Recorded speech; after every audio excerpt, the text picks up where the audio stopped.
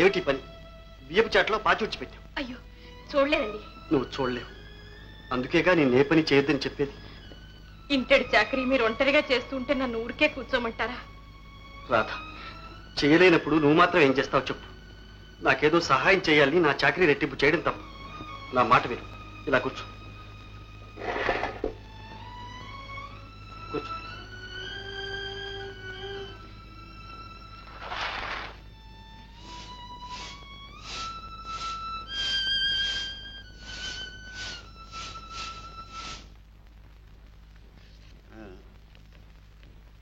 కట్టుకోండి, మీ పెన్ తీసుకోండి.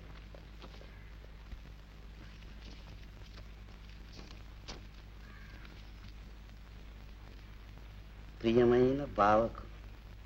బావా, నీ ఆరోగ్యం ఎలా ఉంది?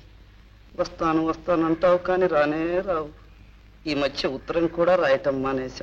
నీకు ఉత్తరాలు రాయటం నాకు పని, నాకు ఇంకేమన్నా వేరే పని ఉంటేగా. కనీసం ఉత్తరం అన్నా రాయకూడదా? ప్రియమైన మల్లిక. పాపం రాయండి గురు. రే, పత్రాలన్నా రాయొచ్చు కానీ ఇలాంటి విషయాల్లో ఉత్తరాలు మటుకు సస్తే రాయకూడదు. కాకుంటే టచ్ పోకుండా ఒక నెలకు ఒకటో రెండో అలా సింపుల్ గా ఒకటి రెండు లైన్స్. ఫస్ట్ లెసన్ గుర్తుంచుకో, తెలిసిందా? చిత్తం గురు. కానీదా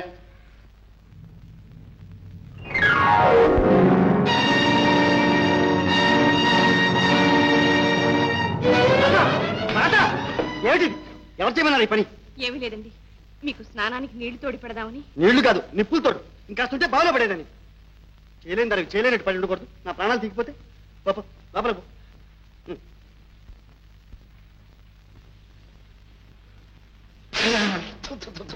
ఇది కాఫీ అంటే కాఫీయా?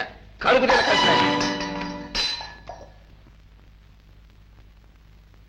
వద్దు మార్పుడా, నీకేం పోయే కాలం వచ్చిందిరా? పోయే కాలం వచ్చింది వాడికి కాదే. పెళ్లి చేసినందుకు మనకు. పెళ్లి చేస్తే బాగుపడతాడని నా ప్రాణం తీసావే. అప్పుడు ఇద్దరు ఏడ్చేవాళ్ళం, ఇప్పుడు ముగ్గురం కలిసి ఏడుస్తున్నాం. అది కాదండి, పెళ్ళైన కొత్తలో ఇద్దరు ఎంతో ఒత్తిగ్గా ఉండేవారు. ఏమొచ్చిందో ఈ మధ్యన ఇలా తయారయ్యాడు. అవునత్తయ్య, నేను చూస్తూనే ఉన్నాను. బాగా నవ్వుతూ ఉంటారు, ఉన్నట్టుండి కోపడతారు. ఏమిటమ్మా, బాగా నవ్వుతూ ఉంటాడా? ఉన్నట్టుండి కోపడతాడా? ఉన్నట్టుండి ఎప్పుడైనా ఏడుస్తాడా? వాడెందుకు ఏడుస్తాడు? మనం ఏడుస్తున్నాం చాలదు. నీకు తెలియదు లేవే, ఇవి మంచి లక్షణాలు కాదు. ఇవి గాలి గీలి లక్షణాలు. వెనక ఇలాంటి లక్షణాలే మా తాతకుండేవని వాళ్ళ తాత నాతో చెప్పాడు. దీనికి శాంతి నిజయిస్తాగా. అమ్మా జయ, నువ్వేం దిగులు పడకు, వాడిని ఒక దారిలో తీసుకొస్తానుగా.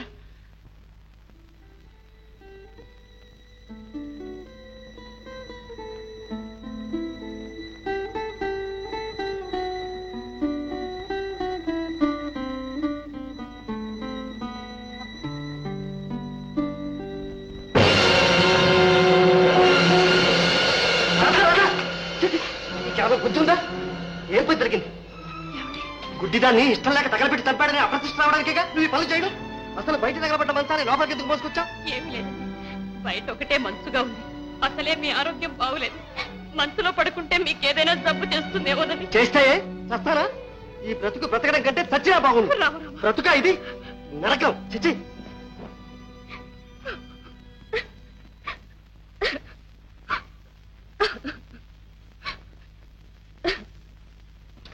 ఏమిటిది? ఎందుకు ఏడుస్తున్నావు? జీవితమే ఏడుపుమయం అయిపోయింది, ఇంకా నువ్వెందుకు ఏడవడం? అంతగా ఏడవాళ్ళు ఉంటే నీ పుట్టింటికి పోయాడు. పుట్టింటిగా? ఇక్కడైతే ఎందుకు ఏడుస్తావని కోపడ్డానికైనా మీరున్నారు. అక్కడ ఆ మాత్రం అడిగే దిక్కైనా లేదండి. సరే సరే, నువ్వు ఎక్కడికి వెళ్ళక్కర్లేదు కానీ నేను ఎందుకు చెబుతున్నానో కాస్త అర్థం చేసుకో. చెప్పిన పని చేసే యోగ్యత ఎటూ లేదు. కనీసం చెప్పిన మాట అయినా కాస్త విను. ముందా ఏడుపు మాని.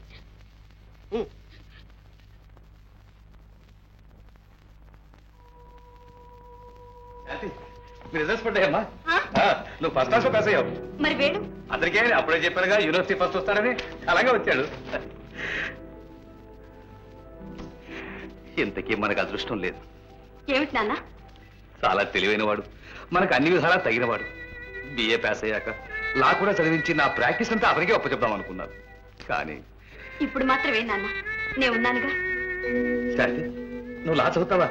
ఏ చదవకూడదా? అబ్బే, ఎందుకు చదవకూడదు? పెళ్లి పెటాకులు లేకుండా నువ్వు లా చదివి ఎక్కిన కోర్టు ఎక్కకుండా తిరుగుతుంటే కన్న వాళ్ళ మా కడుపు నిండిపోతుందమ్మా.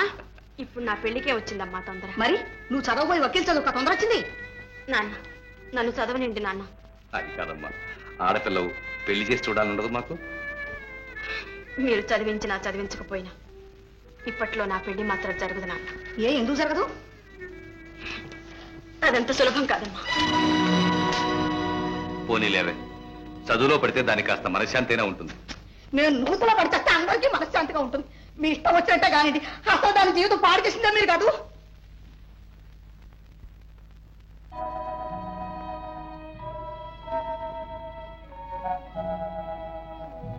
ఎవరు? పట్నం నుంచి వస్తున్నారు.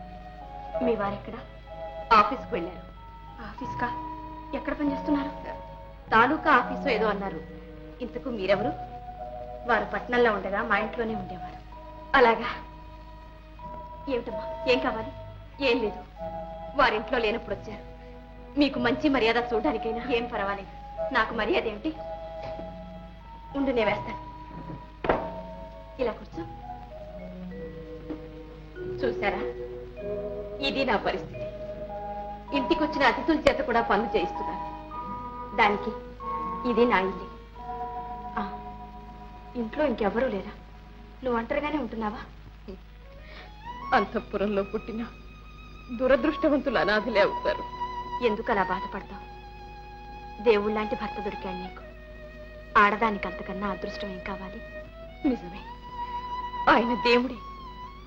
కానీ నేను ఆయనకి ఏ విధంగానూ సుఖాన్ని సంతోషాన్ని ఇవ్వలేకపోతున్నాను. చివరకు పరిచర్యలైనా చేయలేకపోతున్నాను. ఇది దురదృష్టం కాదా? రాధా, ఏమిటిది? ఏడుస్తున్నావా? లేదు, నీ మనసులో ఏదో బాధ ఉంది, దాస్తున్నావు. నాతో చెప్పడానికి నన్ను నీతో పుట్టువనుకో. అక్క, నీ బాధ తీర్చలేకపోయినా పంచుకుంటాను. చెప్పు అక్క. నిన్ను చూడలేకపోయినా కపటం లేని నీ హృదయాన్ని వింటున్నాను. నా కోసం నీ కళ్ళల్లో కదిలే కన్నీటిని ఊహించుకుంటున్నాను. చాలమ్మా, నాకదే చాలు. ఇప్పుడు చెప్పు అక్క. నీకు కాక మరెవరికి చెప్పుకుంటాను? జీవితంలో వారికెటూ సుఖం లేదు, కనీసం శాంతి అయినా లేకుండా పోయింది. అందుకు కారణం నేనే. ఒకవేళ నేను చచ్చిపోతే రాధా, వారికి శాంతి లభిస్తుందేమోనని నా ఆశ. చాలే, ఏమిటా మాటలు? బతికి సాధించలేనిది చచ్చి సాధిస్తావా? నీకు తెలియదక్క, ఇంతకన్నా వేరే మార్గం లేదు. వారెవరికో మనసిచ్చారు. ఆమె ఇంకా ఆయన తలపుల్లో మెదులుతూనే ఉంది. నిద్రలో కూడా ఆమె మాటే. శాంతి, నీకు ద్రోహం చేశాను, నన్ను మన్నించు శాంతి అని కలవరిస్తూ ఉంటారు. అందుకే అక్క, నేను వెళ్ళిపోతే వారు ఆమెతోనైనా సుఖంగా ఉంటారేమో. ఇదే నువ్వు చేసే ఘనకార్యం. మరి నన్ను ఇంకేం చేయమంటావు? నేను చెప్పినట్టు చెయ్యి. తప్పక వారి మనసు మారుతుంది. వారు నీవారవుతారు. అక్క, లే చెప్తా.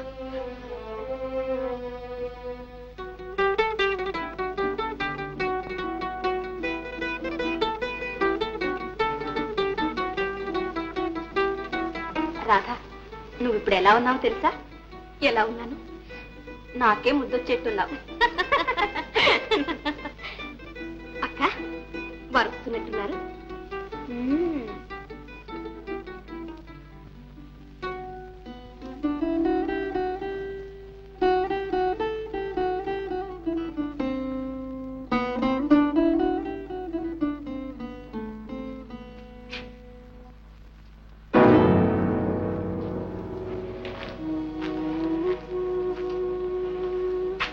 రాధా, ఏమిటి సింగర్?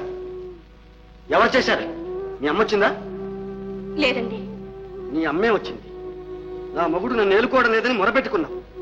ఆమె నిన్ను సింగారించింది. ముస్తాబై మొగుడిని మురిపించమని నేర్పింది. అంతేనా? అలాంటిదేమీ లేదండి. అసలు మా అమ్మ ఇక్కడికి రానే లేదండి. మరి ఎవరు చేశారు ఇదంతా? అసలు నీకెందుకీ ముస్తాబు? ఎప్పుడన్నా నువ్వు అందంగా లేవు, అందుకే ఏలుకోవడం లేదని చెప్పానా? గుడ్డిదాన్ని చేసుకున్నాడే నా కోరికలన్నీ చంపుకున్నాను. ఇంకెందుకీ షోకులు, ఎందుకీ అలంకారాలు? మనసివ్వలేని మగాన్ని తలుకు పెడుకులతో మభ్యపెట్టాలినా? సంసార లక్షణం ఇది. చచ్చి ఏ నోరు మూసుకుని పడి